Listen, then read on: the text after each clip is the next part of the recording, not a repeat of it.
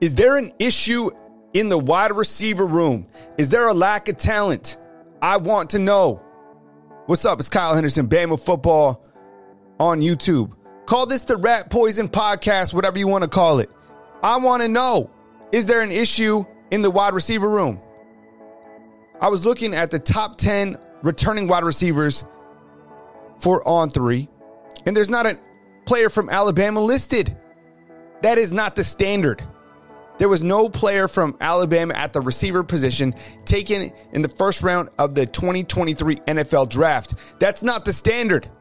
In 2022, it was Jameson Williams going number 12 to Detroit. In 2021, it was Jaylen Waddle going number 6 to Miami. In 2021, it was DeVonta Smith going number 10 to the Eagles. In 2020, it was Henry Ruggs, number 12 to the Raiders. In 2020, it was also Jerry Jeudy going number 15 to Denver. It was 2018 when Calvin Ridley went number 26 to Atlanta. 2015, Amari Cooper, number 15 to Oakland. And Julio Jones got it going in 2011, going number 6 to Atlanta. I'm serious. Last year, there was a major drop-off.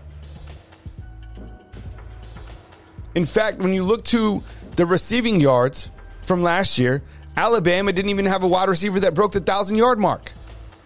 Jermaine Burton had 677 yards. Ja'Cory Brooks had 674 yards. Kobe Prentice had 337 yards. All those guys are returning this coming season. Fam, Alabama had the number 1 quarterback in the country. The first pick in the NFL draft. What was going on? Was it Bill O'Brien? Was it a lack of talent?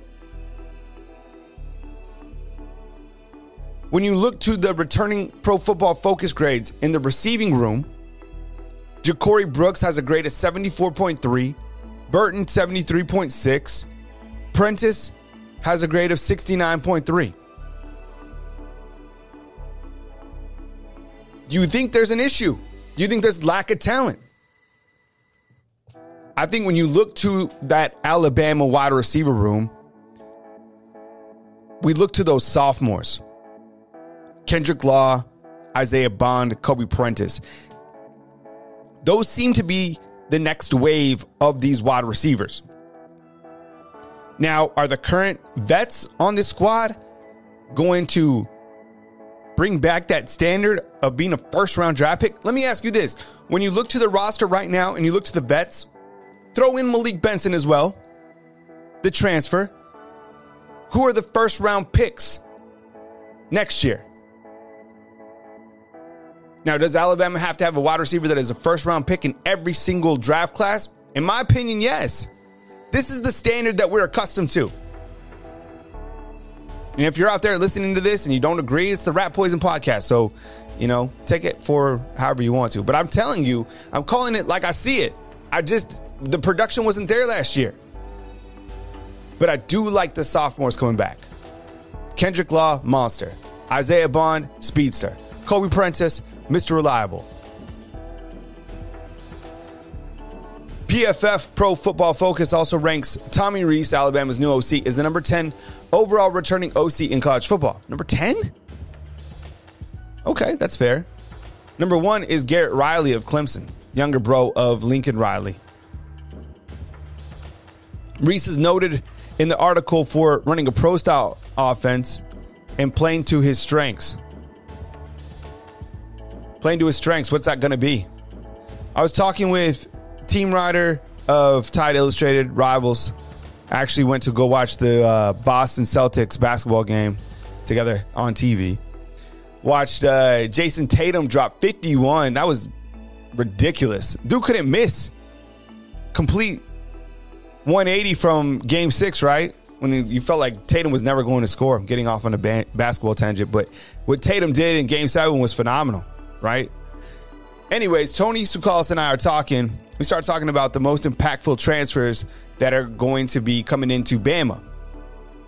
Tony has his list. You can go check it out on Tide Illustrated. That's the Alabama affiliate for Rivals. And he has C.J. Dupree as the most impactful transfer coming in. I don't necessarily agree with that. I think it's going to be Trezmen Marshall on the defensive side of the ball, just because I feel like Alabama needs, some experience at that interior linebacker play. And look, he still has to prove it. A lot of Georgia fans are like, you guys have him. I don't really see. I mean, look, and CJ Dupree might work out very fine for Alabama. When I looked at that tight end room, I don't see somebody who's a complete takeover at that tight end room. And I'm kind of tying that to Tommy Rees being able to play to his strengths. Now, what he did with Michael Myers at Notre Dame at the tight end spot was great. I really liked how they implemented the tight end play. Tommy Rees got the ball to everybody. Did a great job making that Notre Dame offense very balanced. If he can do that here, Alabama's offense is going to be straight dangerous. Now, who's going to be the quarterback? We're not going to talk about the quarterbacks today. Right? Hey, like and subscribe. I appreciate you guys being here. Kyle Henderson of Bama Football. This beautiful Monday, May 15th. I hope you had a great Mother's Day with your mom yesterday on Sunday. Some more wide receiver talk. How about Slade Bolden getting an opportunity with the Falcons? Earned a contract with the Falcons after attending a rookie minicamp. Slade Bolden, a.k.a. the Slade Cat at Bama, who played in 42 games, recorded 68 receptions for 712 yards with 4 touchdowns. You can say what you want about Slade, but dude worked hard. Still working hard. Getting an opportunity in the league, good for him. More wide receiver news. I guess this is the wide receiver podcast today. Tyler Harrell commits to Miami. Remember when he came from Louisville, everyone was like, this is the dude. This is going to be the guy who can take the defense over the top. He's got speed to burn. I think he got injured or something like that, but he just, hardly saw the field. In fact, in 2022, 4 games, he recorded just 1 reception for 6 yards. So when you look to Coach Saban has done a great job in terms of getting the transfers here, and they have played for the most part, right? They've come in and pretty much all have started. Tyler Harrell wasn't one of those guys. Only 4 games with 1 reception. So, yeah, see how he works out for the Hurricanes, going down with another former coach of Nick Saban, that's Mario Cristobal. Let me know what you think about the wide receiver room in 2023. Look, I get it. There's some guys in there that are certainly very talented, but the guys returning are the guys that were here last year. I'm a big fan of Ja'Cory Brooks. I think he is clutch. I think he comes up in crunch time, but is he a first-round draft pick? Is Jermaine Burton? Is Kobe Prentice? Look through the roster. Throw in Malik Benson because he just got here. Is there a first-round pick in that room? Want to hear from you inside the comment box. Kyle Henderson of Bama Football on YouTube. Thanks for listening. Thanks for supporting the channel. It's May 15th as we continue to cruise through the month of May. Got SEC Media Day down in the back end of July. That'll be in Nashville this coming season. It's usually in Hoover. It kind of rotates a little bit, but this year it'll be in Nashville. I appreciate you guys watching. And the last thing that I wanted to hit on before I break out was, is it true that Stenson Bennett was at Georgia for, I don't know, since what was it, since 2017 or something like that, and he still doesn't have a degree? Is that true? There's like conflicting reports. It says Stenson Bennett, despite being in college since 2017, has not graduated from UGA. 2017? Jalen Hurts earning his master's degree, still in the league. I just, because this is interesting to me, and I don't even know if it's true, because, it's like Twitter fake news, it can come up. But think about this. Darian Dalcourt, who has been here since that time, just got his master's degree.